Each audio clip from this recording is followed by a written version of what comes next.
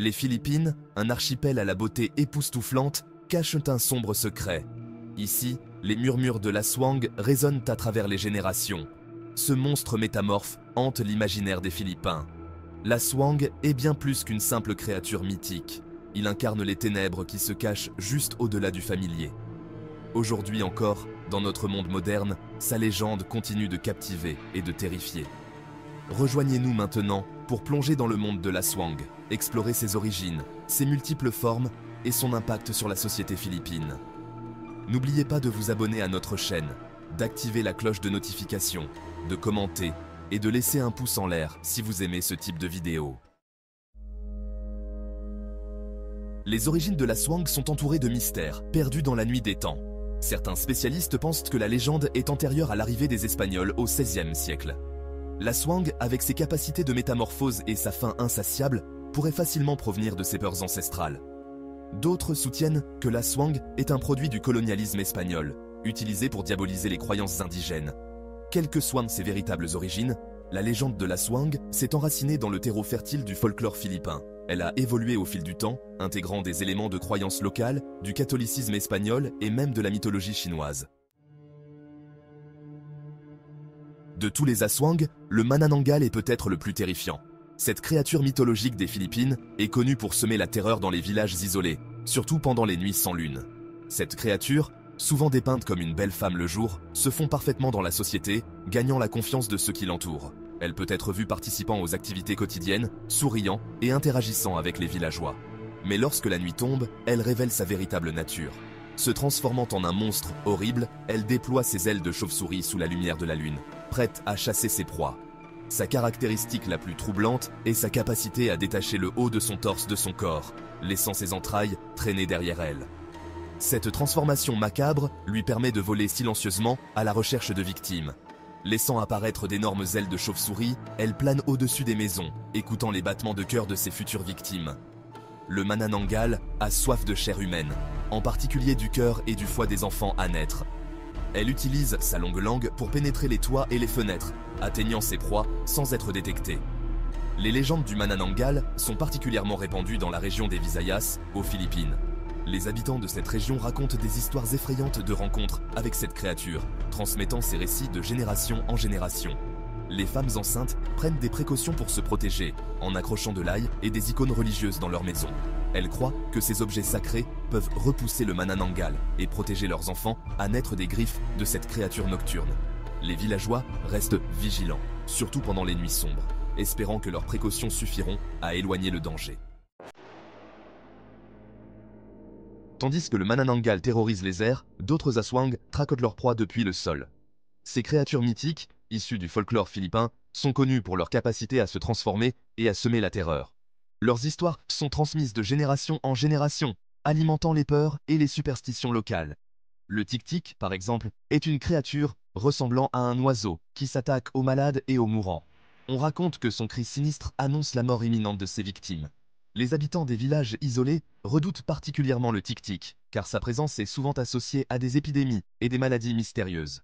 On dit qu'il se perche sur les toits, sa longue langue pointue sondant les fissures à la recherche de victimes.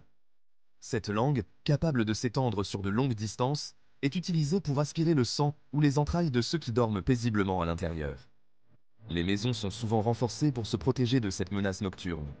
Un autre Aswang terrestre est le Wak-Wak, un oiseau monstrueux qui se nourrit de chair humaine. Contrairement au tic-tic, le Wak-Wak est plus agressif et attaque directement ses proies. Ses griffes acérées et son bec puissant en font un prédateur redoutable. Les légendes disent que le Wak-Wak peut déchirer un corps humain en quelques secondes. Le tic-tic et le Wak-Wak incarnent tous deux la peur de l'inconnu, les dangers qui se cachent dans l'ombre. Ces créatures rappellent aux gens que même dans les moments de tranquillité, des menaces invisibles peuvent rôder. Elles symbolisent les angoisses profondes et les peurs irrationnelles qui hantent l'esprit humain. Ils représentent la fragilité de la vie et la menace omniprésente de la mort, des thèmes qui résonnent profondément dans la culture philippine. Les histoires de tic-tic et de wak-wak sont souvent racontées pour enseigner des leçons de prudence et de vigilance.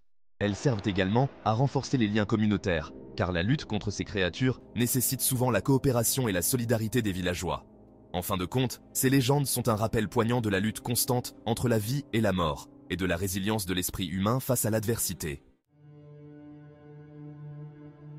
Le balbal, un festin macabre. Le balbal est une créature semblable à une goule qui se nourrit de cadavres. On trouve souvent les balbals dans les cimetières, se régalant de la chair des personnes récemment décédées. Les légendes décrivent la capacité du balbal à allonger ses membres, ce qui lui permet d'atteindre les tombes et de voler les corps des morts. La présence du balbal est une source de grande peur et d'anxiété dans les communautés philippines. Les familles prennent souvent des précautions pour protéger les tombes de leurs proches, comme engager des gardiens ou placer de lourdes pierres sur les cercueils. Les aswang dans la culture populaire, mythes et films. Les aswang, ces créatures mythiques des Philippines, ont longtemps hanté l'imaginaire collectif. L'aswang est devenu un élément incontournable de la culture populaire philippine. On les retrouve dans les festivals traditionnels, où des histoires effrayantes sont racontées pour captiver les foules. Des films aux émissions de télévision, en passant par les bandes dessinées et les jeux vidéo, la créature a captivé l'imagination de générations entières. Les enfants grandissent en jouant à des jeux vidéo, où ils doivent affronter ces monstres terrifiants, tandis que les adultes se plongent dans des bandes dessinées et des émissions de télévision qui explorent dans les mythes anciens. L'une des premières représentations les plus emblématiques de l'aswang au cinéma est le film Aswang de 1975, réalisé par Peque Gallagher. Ce film a marqué un tournant dans la manière dont les créatures mythologiques étaient perçues dans la culture populaire. Il a ouvert la voie à de nombreux autres films et séries qui ont continué à explorer et à réinventer le mythe de l'aswang. Au-delà du cinéma, l'aswang a également trouvé sa place dans la littérature. Des auteurs explorant sa signification culturelle et son impact sur l'identité philippine. Des livres et des essais ont été écrits pour analyser la manière dont ces créatures reflètent les peurs et les espoirs de la société philippine. Ces histoires offrent un point de vue unique sur le pouvoir durable de la légende de l'aswang. Les sessions de contes dramatiques, où les enfants écoutent attentivement les récits de ces créatures mythiques, montrent à quel point ces légendes continuent de fasciner et d'inspirer. Les couvertures de livres, mettant en vedette des aswang, attirent l'attention et incitent à la découverte de ces récits anciens. En fin de compte, l'aswang reste une figure emblématique, un pont entre le passé et le présent, un symbole de la riche tapisserie culturelle des Philippines. Rencontre avec l'inconnu, récits de village. Dans les villages reculés des Philippines, les histoires de rencontres avec des aswang abondent. L'une de ces histoires nous vient de la province de Capiz, une région souvent surnommée la capitale de l'aswang aux Philippines. Les habitants racontent l'histoire d'une jeune femme qui aurait rencontré un manananggal alors qu'elle rentrait chez elle tard un soir. Un autre récit d'Ilocos Norte relate l'expérience d'un fermier qui prétend avoir vu un tic-tic perché sur le toit de sa maison. Ces histoires reflètent la croyance profonde en l'aswang, qui persiste dans de nombreuses régions des Philippines. Se protéger de l'aswang, sagesse ancienne. Pendant des siècles, les Philippins se sont appuyés sur une combinaison de foi, de superstition et de sagesse pratique pour se protéger de l'aswang. Les crucifix, les chapelets et les images de saints sont censés repousser les mauvais esprits, y compris l'aswang. L'ail, avec son odeur piquante, est également considéré comme un moyen de dissuasion efficace. Les bruits forts, tels que le cliquetis des casseroles et des poêles, ou le son des cloches, sont censés faire fuir l'aswang. Ces méthodes offrent un sentiment de confort et de sécurité à ceux qui croient au pouvoir de l'aswang. L'emprise de l'aswang, peur et fascination.